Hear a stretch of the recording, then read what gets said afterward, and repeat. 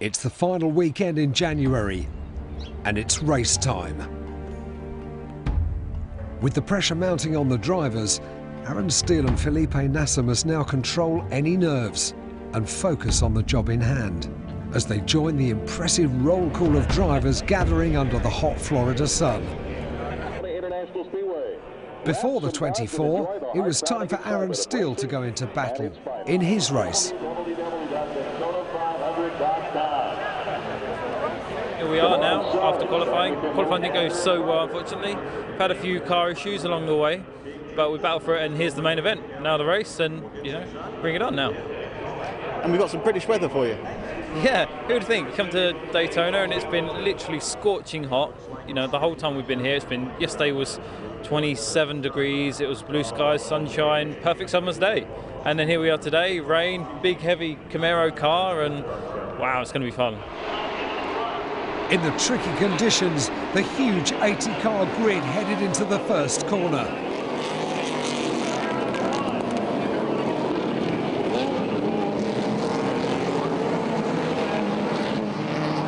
Aaron quickly settled into his stride, making up places.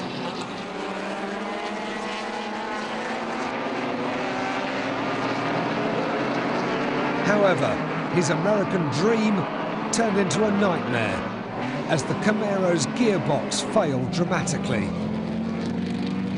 forcing him into a disappointing retirement.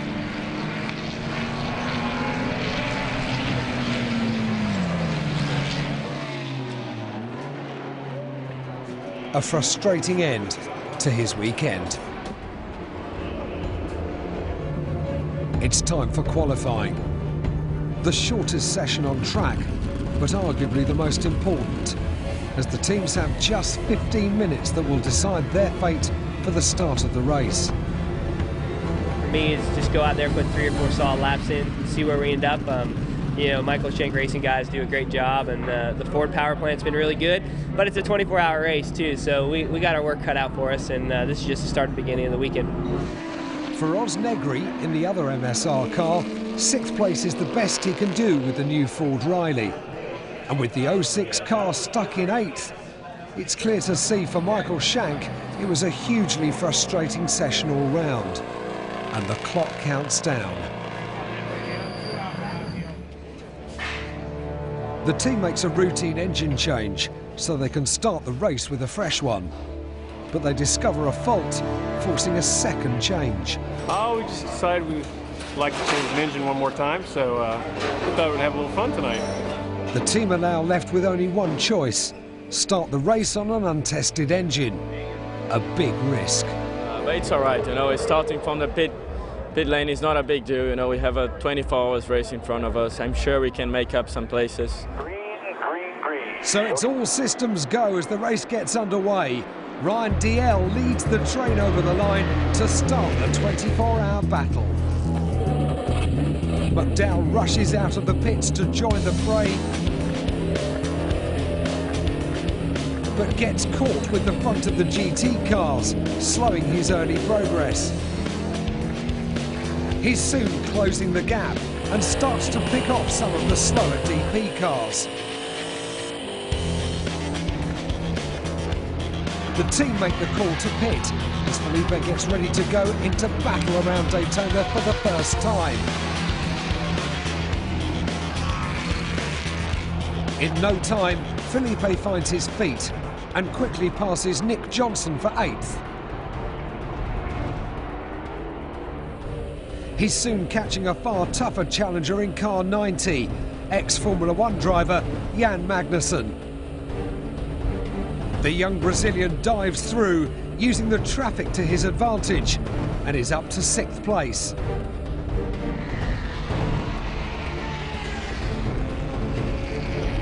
How was that? Was it pretty good up from here? That was really good, I was very excited up there.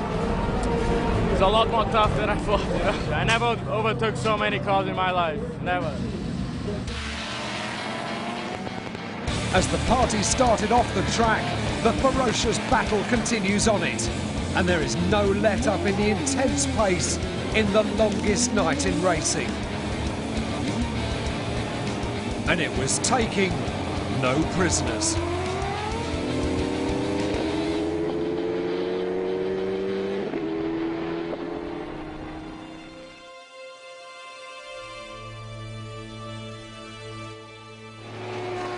Out at the front, the lead battle starts to get heated as Alan McNish, an expert in endurance racing, goes head-to-head with AJ Allmendinger, a master of American ovals.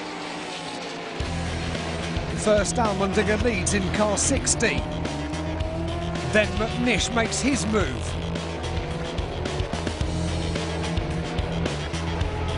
Allmendinger steals it back. And then it gets physical as the two touch on the steep oval at speeds approaching 200 miles an hour.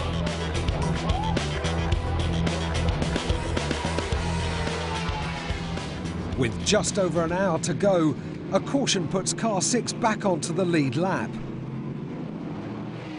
The team's strategy pays off and Felipe Nasr goes out for the final run to the flag.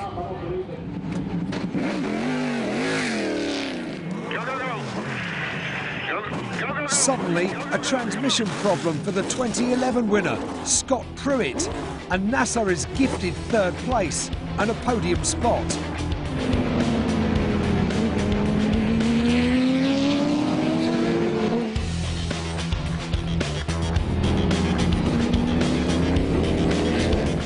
All eyes are glued to the timing monitors in the garage as they count down to 0 and the completion of 24 hours.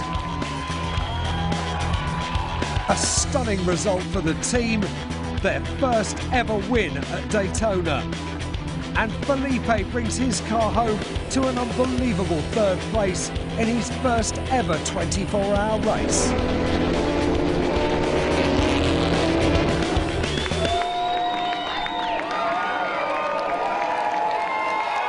As Michael Shank reaps the rewards of success, he reflects on Felipe's impressive performance. I'd hate to be the kid that gets this thing next year that have to follow Felipe. That's going to be a trip. That's going to be. I'm really proud. I think we've had the most successful use of the Sunoco program this year with Felipe and showing the world how good he really is. I dare say that if he was in a new body car compared to our 6 car, that he would have been just as fast as anybody out there, and also racy. Just general, just great. He can race. As for Felipe, it's been the experience of a lifetime. Really paid off, you know. It's been a great opportunity by Sunoco, you know, that it couldn't been any better, you know, finishing in the podium, 3rd place in my first ever time in this race, and at least we led 1 lap, so that was pretty special. The Sunoco Daytona Challenge just goes to show that sometimes in motor racing, dreams really can come true. And for Felipe Nasr, the sky is the limit.